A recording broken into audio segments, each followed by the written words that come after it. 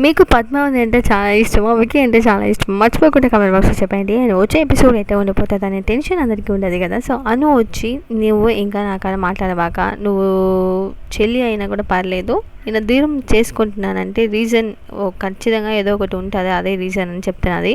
అయినా ఏం జరుగుతున్నది, ఏందిరాది, బాగానే మాట్లాడినాక ఎందుకు ఇట్లా మాట్లాడుతున్నదని ఏం తెలియకుండా గప్పు చూపున కూర్చొని ఉన్నది పద్మావతి.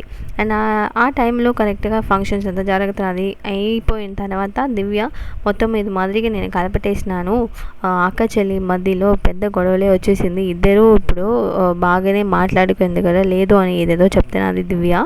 సో అంతా అడిగిన తర్వాత ఇప్పుడు మురళి ఎంట్రీ ఉండబోతుంది. సో ఇక్కడ ఒక బిడ్డ ఉండదన్నారు, అది ఎట్ట ఉన్నది, ఏమున్నది, ఏం చేస్తున్నది అని చూస్తామని వచ్చినాను. పేరంతా పెట్టేసినది కావాలా, ఇంట్లో ఒక మంచి విషయం జరుగుతున్నది అనేటప్పుడు ఖచ్చితంగా నేను వచ్చి ఎంట్రీ ఇవ్వాలి కదా అని ఏదేదో మాట్లాడుతున్నారు మురళి.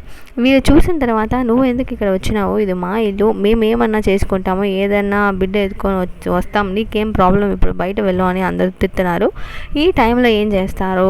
అండ్ మురళి వచ్చేది నా బిడ్డ అని చెప్తాడా, స్టోరీ ఎట్ట మారిపోతుందో ఏమో తెలియదు. వెయిట్ చేసి చూస్తాం. మీరేమనుకుంటున్నారని కమెంట్ బాక్స్లో చెప్పండి. బాయ్.